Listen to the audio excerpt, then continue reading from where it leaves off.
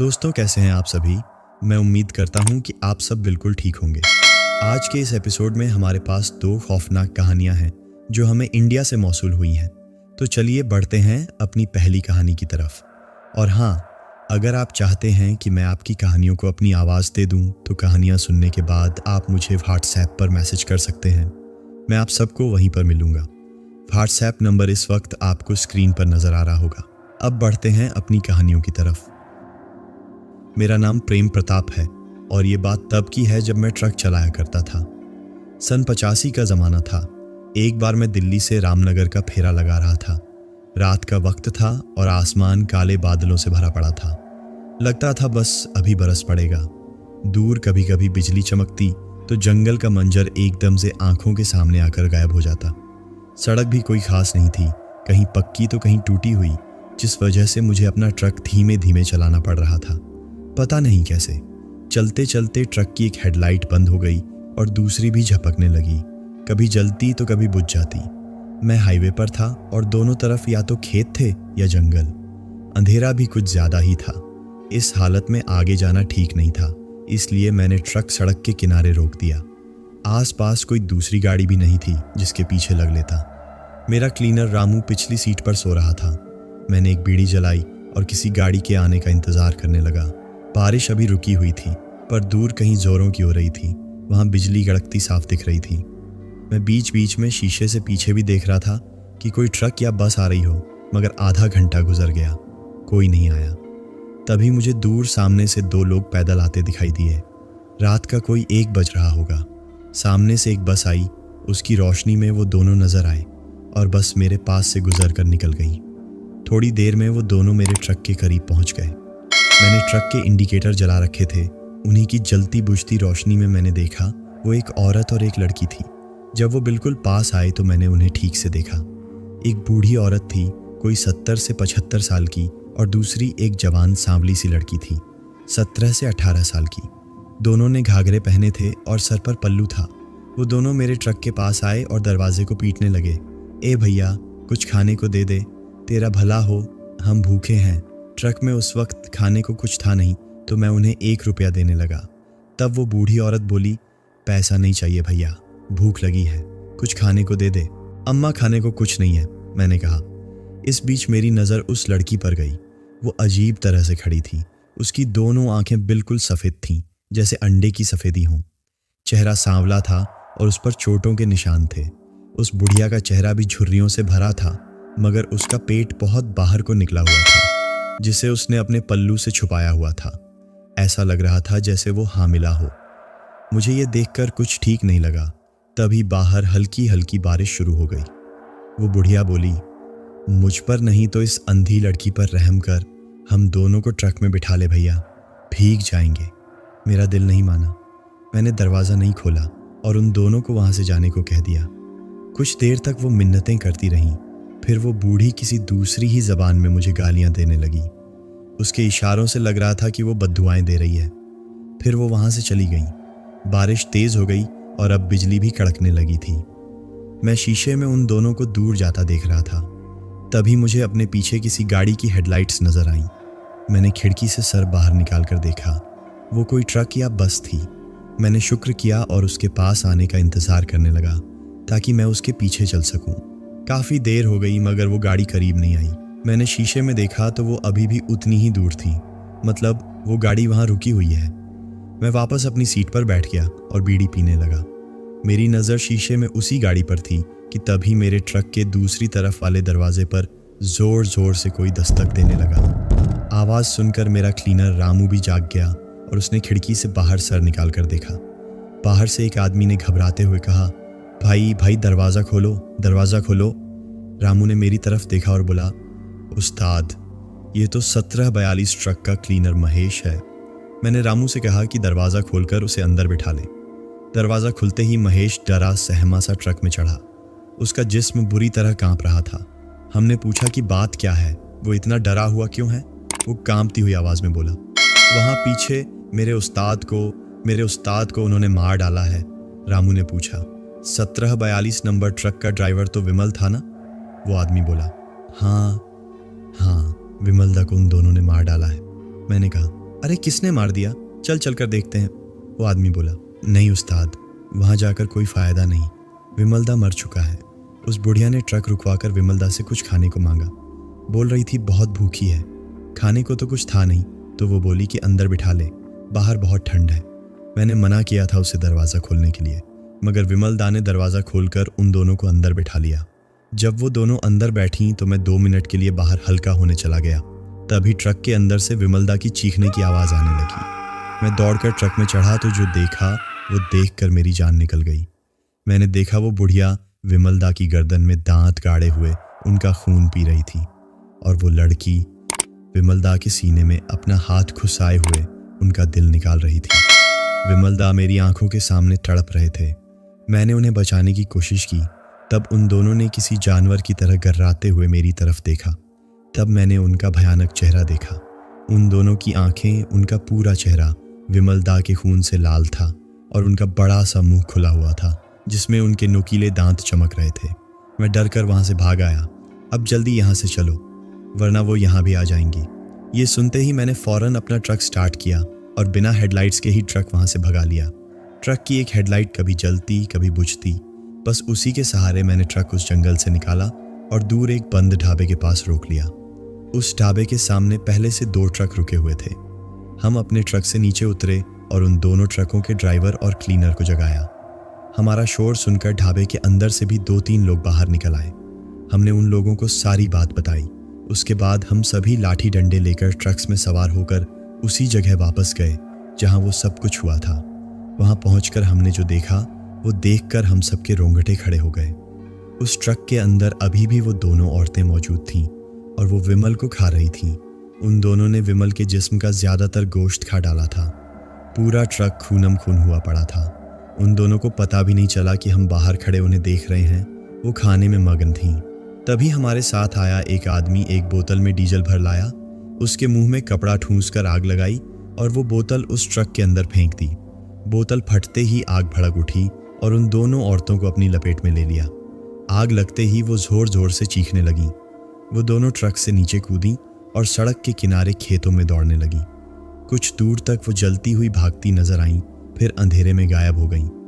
उस रात हम सब वहीं खड़े कांपते रहे। किसी की हिम्मत नहीं हुई कि ट्रक के अंदर जाए। हमने सुबह होने का इंतज़ार किया। जब रोशनी हुई तो गांव वालों को बुलाया गया। पुलिस भी आई, लेकिन हमारी बात पर किसी ने यकीन नहीं किया। उन्होंने कहा कि किसी जंगली जानवर ने हमला किया होगा। विमल की लाश भी पूरी नहीं मिली, सिर्फ कुछ हड्डियां और खून के निशान थे।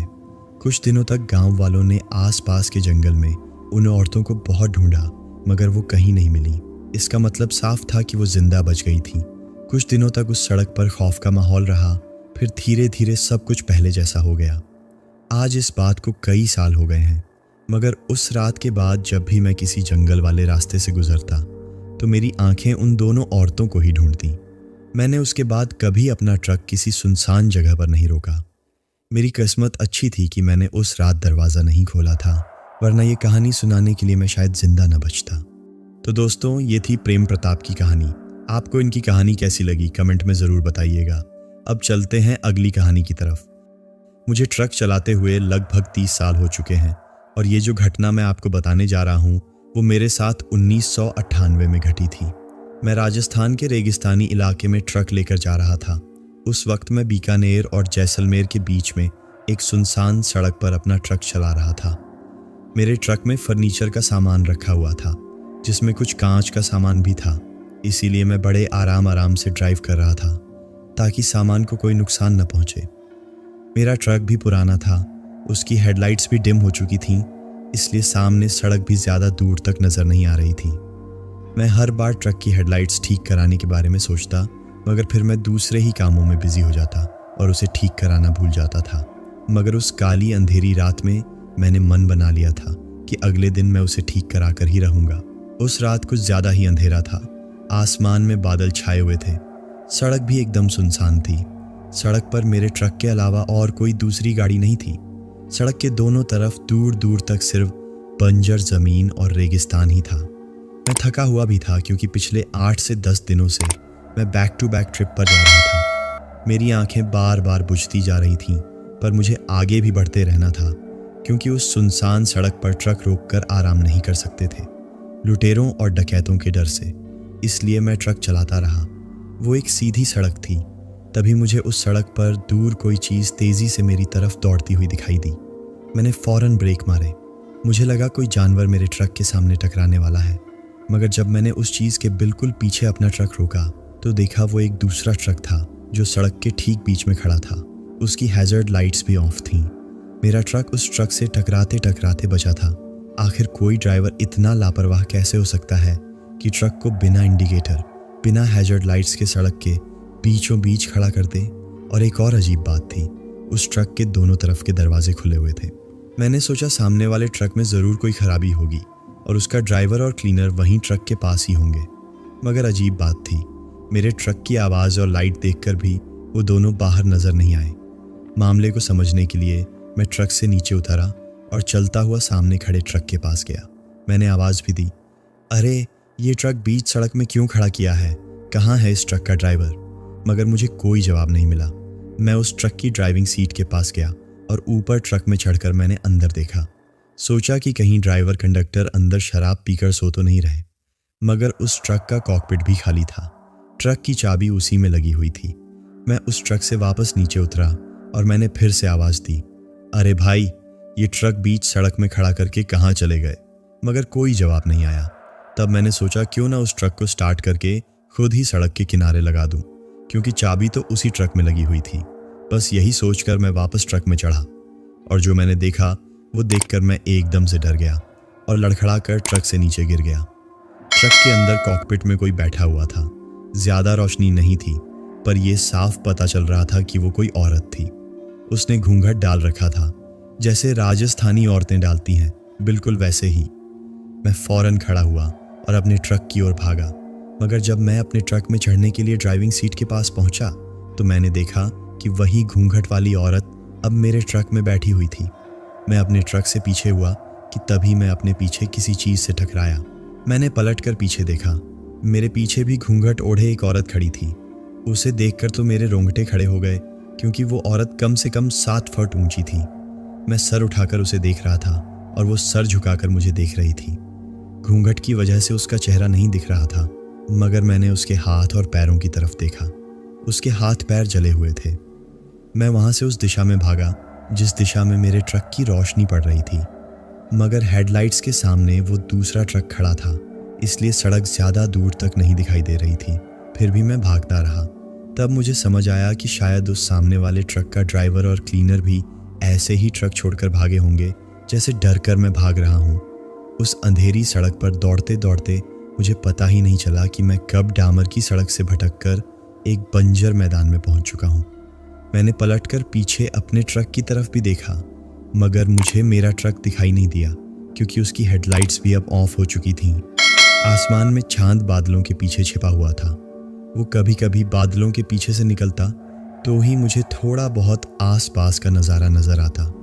ऐसे ही एक बार जब बादलों के पीछे से चांद निकलकर बाहर आया, तब मुझे उसकी रोशनी में थोड़ी ही दूरी पर एक टेंट लगा हुआ दिखाई दिया।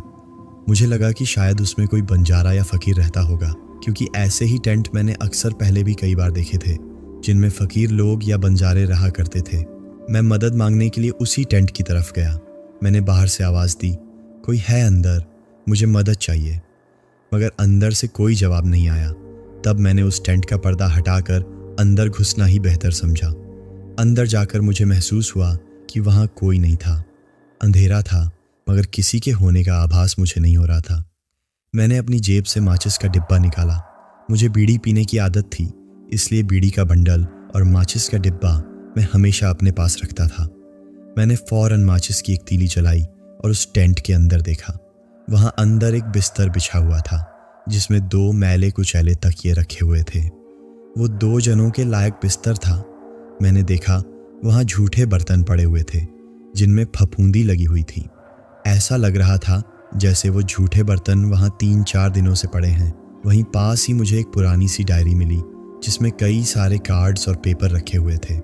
मैंने वो डायरी खोली तो मेरे सामने सबसे पहले एक तस्वीर आई, जिसमें 2 औरतें थीं, 2 खूबसूरत औरतें। दोनों ने काले रंग की घाघरा चोली पहने हुए थे।